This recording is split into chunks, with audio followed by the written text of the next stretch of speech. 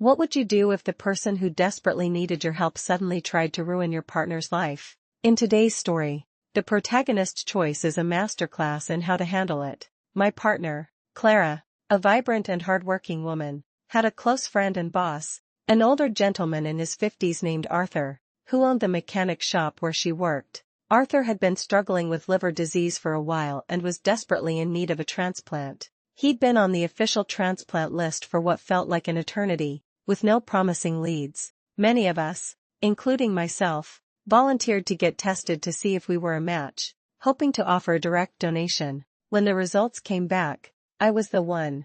I was a match. There was an outpouring of relief and joy among our small circle. We were all thrilled that a direct donation, bypassing the arduous waitlist, could finally take place for Arthur. The surgery date was set, a beacon of hope shining brightly for everyone involved. However, that beacon was extinguished just a week before the scheduled procedure. The tranquility of our home was shattered when the police arrived, not for a friendly visit, but to arrest Clara. The accusation came from none other than Arthur, the very man I was about to give a piece of my liver to. He claimed Clara had stolen thousands from his bank account and pilfered cash from the shop's cash box. The police, looking rather uncomfortable, showed us CCTV footage. It depicted Clara reaching into the cash box, taking money, and then moving out of frame. This sequence, they explained, occurred 15 times over 15 days, correlating with 15 separate accusations. Yet, even the officers admitted they had no concrete proof of theft,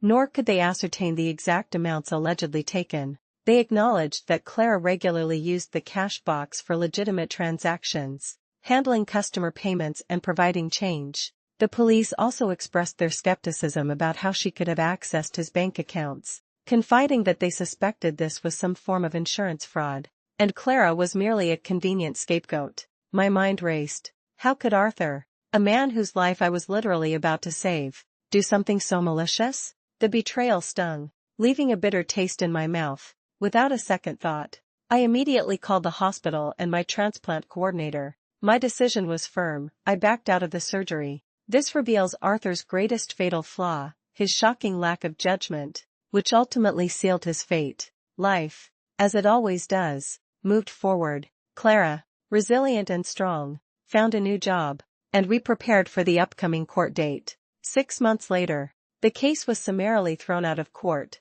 just as the police had implicitly predicted. There was no evidence, no conviction, just an empty accusation that had caused immense distress and nearly cost an innocent person their freedom. A week after the case was dismissed, the news reached us: Arthur had died. The weight of that information settled heavily in the air. Apparently, after news of the lawsuit spread, no one else had been a match, nor were they willing to even get tested.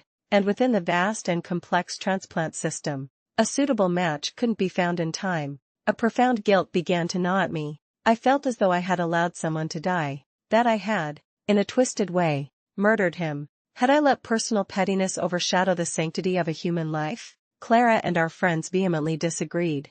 They insisted I had made the right choice, emphasizing that none of this was my fault. Their argument was simple and unassailable: not donating a part of my body to a person who was actively trying to imprison my partner, just a week before surgery, was my prerogative and the only logical decision. As one person aptly put it online, you don't owe anybody your organs. However, Arthur's friends and family saw it differently. Their phone calls were relentless, their online posts venomous, labeling me a murderer and blaming me for Arthur's death. They screamed that I should have been a good person and given the liver anyway. The internal conflict was agonizing. Part of me felt I should have gone through with it. But then, who bites the hand that feeds? Why would I undergo a risky surgery, with the potential for complications or even death, for someone who clearly had no regard for me or my loved ones? Yet, the undeniable fact remained: someone was dead from something I could have prevented. I was deeply conflicted, losing sleep over the moral dilemma. The online community offered a surprising amount of clarity and support. The impartial, outside perspective helped me immensely. I had been fixated on my perceived selfishness as the cause of Arthur's death, completely overlooking his own actions and their contribution to the tragedy. As another commenter wisely stated, her boss had put your partner's life/freedom in jeopardy at the same time as you were arranging to help extend his. This perspective, along with the suggestion of counseling, helped me begin to process the constant what-ifs plaguing my mind. To move past this burden I had shouldered, a few things became clearer during this time. Clara had, in fact, not stolen anything. She was simply performing her job, handling cash for change and paying invoices. It was Arthur's wife, who later admitted to the theft, who had cleverly used footage of Clara legitimately accessing the cash box to frame her.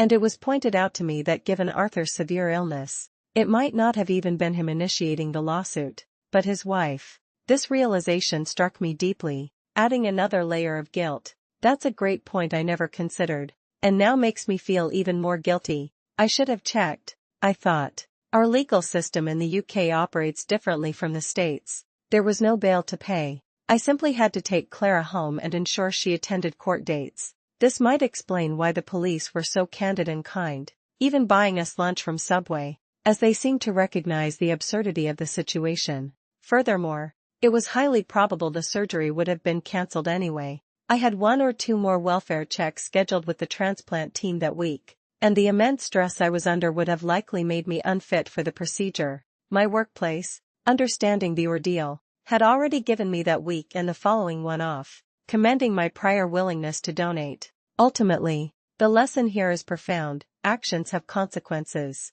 and sometimes, those consequences are deeply intertwined with the choices we make, both for ourselves and for others. What would you have done in my situation? Let me know in the comments below.